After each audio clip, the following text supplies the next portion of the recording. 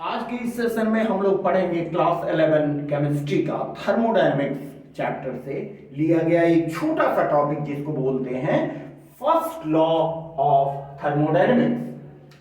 First law of thermodynamics क्या कहता है कि energy is always conserved, means energy का कभी विनाश नहीं होता है, नहीं उसको बनाया जाता है।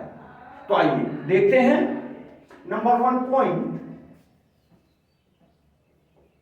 Statement.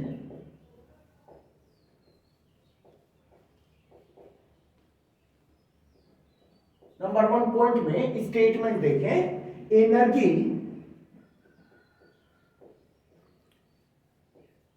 Can neither be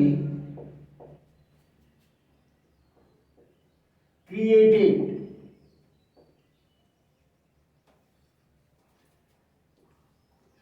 nor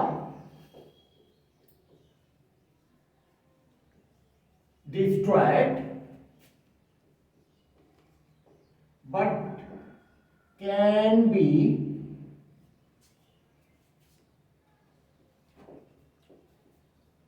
converted into one form to another. Energy can neither be created nor be destroyed, न तो एनर्जी का निर्माण किया जा सकता है, न ही एनर्जी को डिस्ट्रॉय किया जा सकता है, बल्कि उसको एक फॉर्म से दूसरे फॉर्म में कन्वर्ट किया जा सकता है।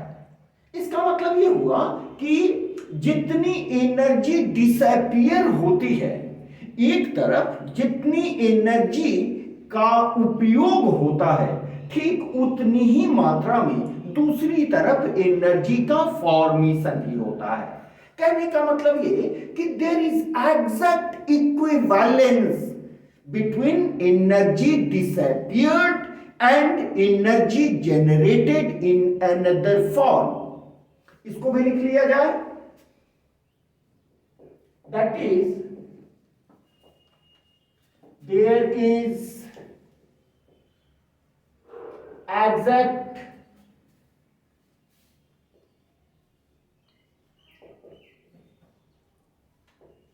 equivalence between energy disappeared and energy generated in another form।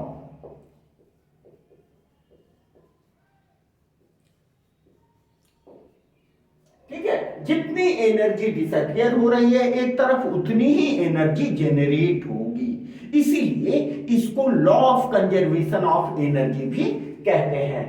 यहां लिख ले इसको भी, that's why it is also called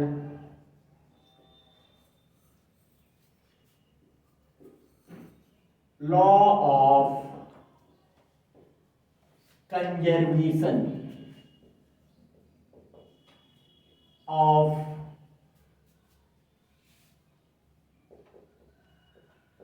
energy.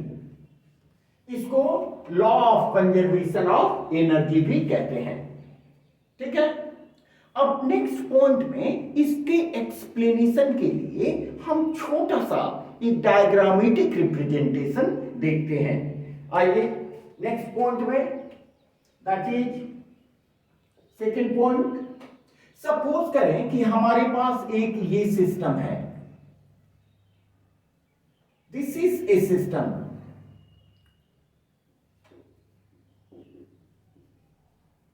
ये एक सिस्टम है जिसकी इंटरनल एनर्जी, इसकी इंटरनल एनर्जी को हम U1 से रिप्रेजेंट कर रहे हैं। ठीक है, ये हुआ इसका इनिशियल स्टेट। Initial state. ऐसे समझे, सपोज करें कि ये सिस्टम अभी रूम टेम्परेचर पर है, तो रूम टेम्परेचर का जो क्राइटेरिया है वो क्राइटेरिया इसके साथ है। अब हमने क्या किया कि इस सिस्टम को कुछ हीट सप्लाई किया। सपोज करें कि वो हीट है क्यू, तो इसको हमने हीट दिया, हीट सप्लाई। ये हीट सप्लाई कितना किया हमने, क्यू। तो अब U1 पहले से था, हमने इसको क्यू हीट दिया, तो अब इसकी एनर्जी कितनी हो जाएगी, देखिए ये हुआ सिस्टम। अब इसकी एनर्जी हो जाएगी U1 प्लस क्यू। मेरी समझ से बात समझ में आ रही है? ठीक है, ये इसकी इंटरनल एनर्जी हो गई। Internal energy plus heat supplied is the total amount of energy, इसके साथ हो गई। अब सपोज करें कि इस सिस्टम के ऊपर, इस सिस्टम, ऑन द सिस्टम हमने कुछ वर्क किया, ठीक है।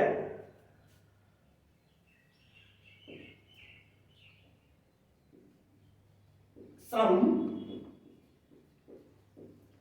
वर्क इज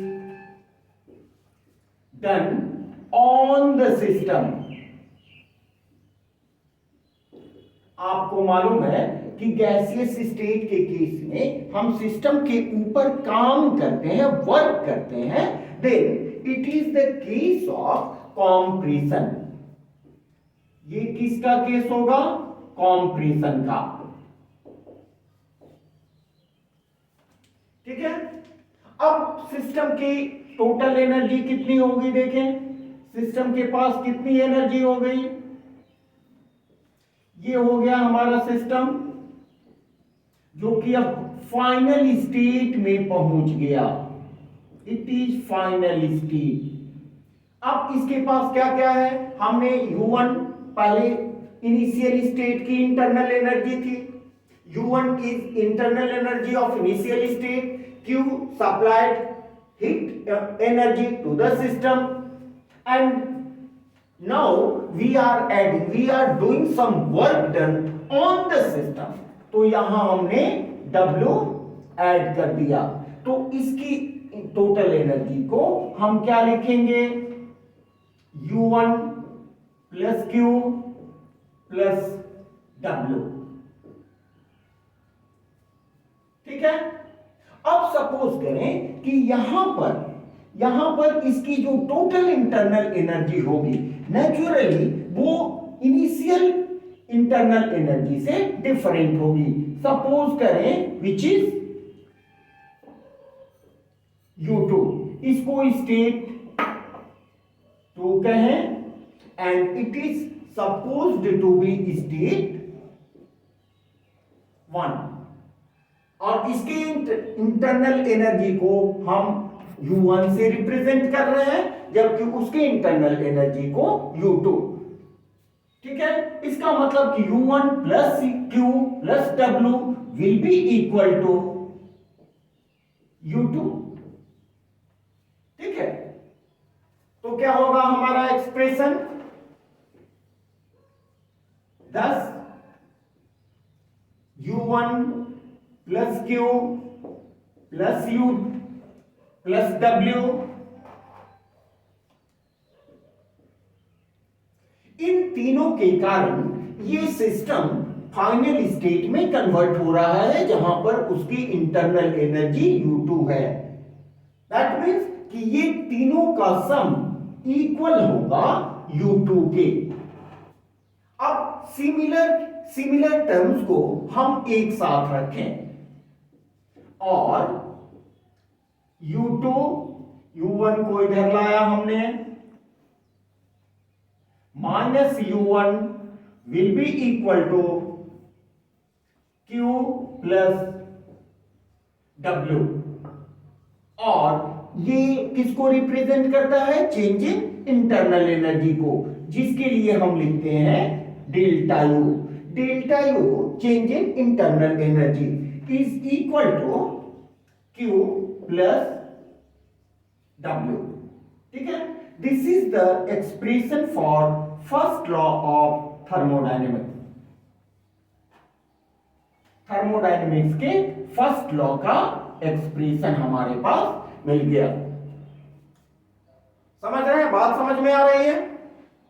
ठीक है, अब देखें कि अगर सिस्टम की इनिशियल इंटरनल एनर्जी U1 है, इसमें हमने हीट डाला Q, उसके बाद हमने वर्क डन किया W। ठीक है, तो ये हो गया U1 plus Q plus W। अब मान लो आप कि Q इज इक्वल टू 0 और W is equal to also 0। इन दोनों को हम 0 मान लें, इसका मतलब कि हमारे पास बच गया ओनली U1। इसका मतलब कि चेंज इन इंटरनल एनर्जी हुई ही नहीं। ठीक है, तो इसको लैंग्वेज में हम कैसे लिखेंगे? Let us see point number 3। If there is no transfer of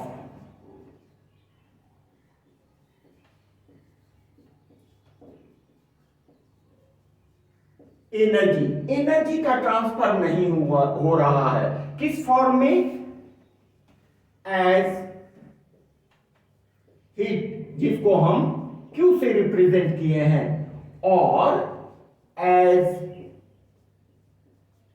work, जिसको हमने W से रिप्रेजेंट किया है। तो Q और W का वैल्यू 0 हो जाएगा। Then we have Q is equal to 0 and also W is equal to 0। वैसी स्थिति में हमारा इक्वेशन 1 क्या हो जाएगा?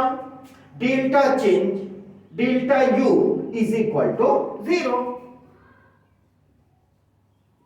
then delta U will be equal to 0। ठीक है, तो Q और W कब 0 होंगे? जब इस सिस्टम को हम सपोज कर लें कि ये सिस्टम आइसोलेटेड है।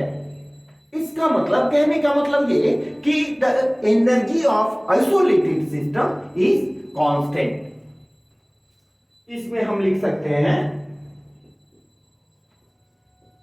hence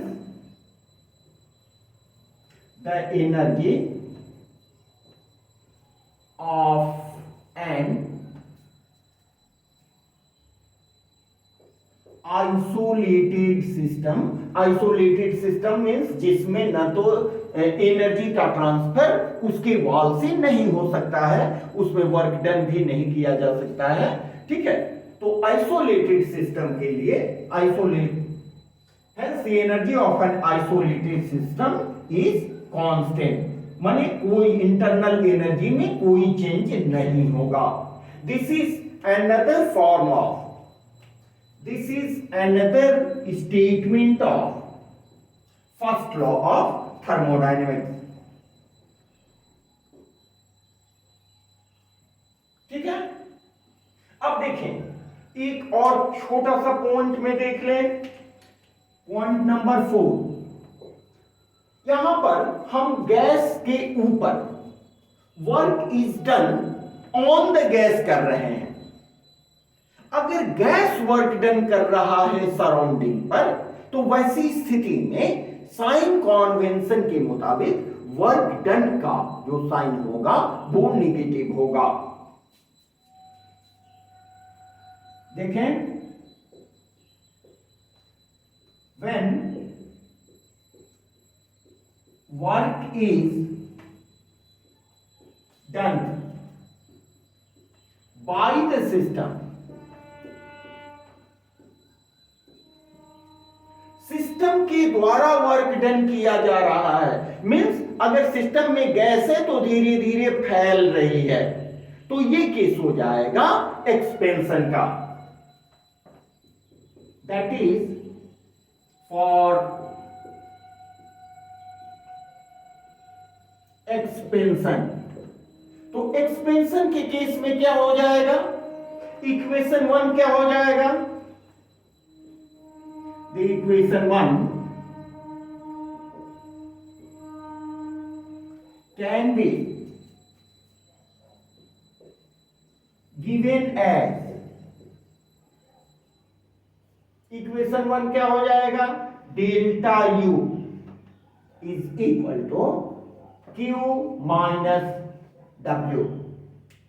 ठीक है, another expression that means expression for expansion of the gas, it is equation 2। समझ रहे हैं, मेरी बात समझ में आ रही है। अब देखें, अब एक पॉइंट, जब भी थर्मोडायनेमिक्स में वर्क डन की बात हम करते हैं तो वर्क डन का मतलब होता है मैकेनिकल वर्क, और मैकेनिकल वर्क में चेंज इन वॉल्यूम होता है।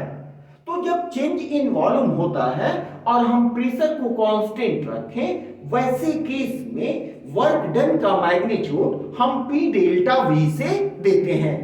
तो W के बदले अगर P डेल्टा V हम कर दें तो वैसी स्थिति में हमारा इक्वेशन क्या हो जाएगा, लेट अस सी एट पॉइंट 5। लेकिन इन thermodynamics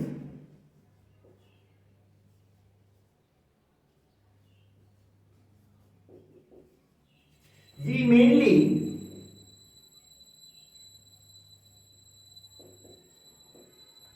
focus at mechanical work,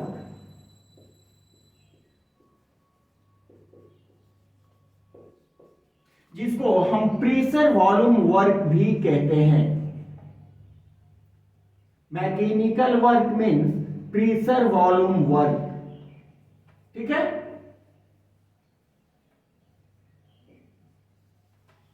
then equation 2 can be given as, equation 2 को हम कैसे लिखेंगे, बस W के बदले यहां लिख दें, और W is equal to P delta V, देन delta U is equal to Q minus P delta V। ठीक है, ये इक्वेशन हो गया pressure volume term, pressure volume के टर्म में। This is equation 3। ठीक है, ये आपको कंप्लीट आइडिया मिला फर्स्ट लॉ ऑफ थर्मोडायनेमिक्स के, फर्स्ट लॉ ऑफ थर्मोडायनेमिक्स के लिए।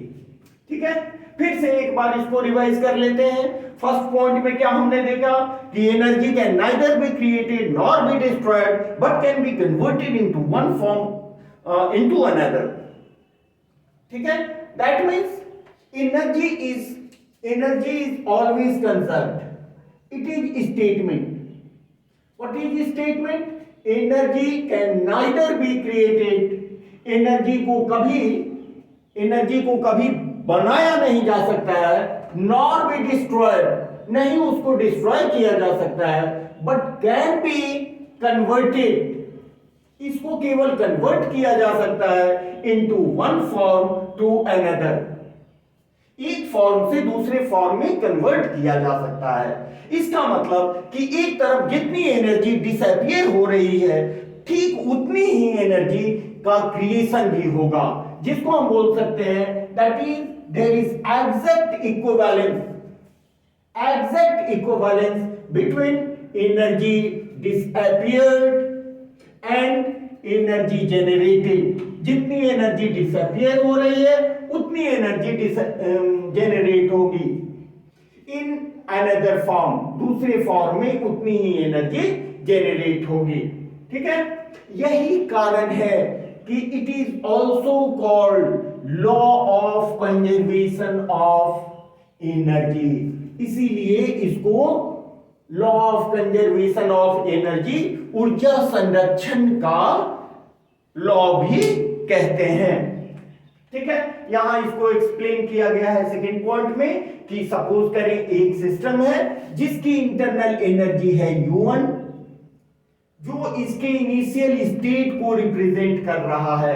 अगर इसमें हम कुछ हीट सप्लाई कर रहे हैं तो उसकी इंटरनल एनर्जी बढ़ के हो जाती है U1 प्लस Q।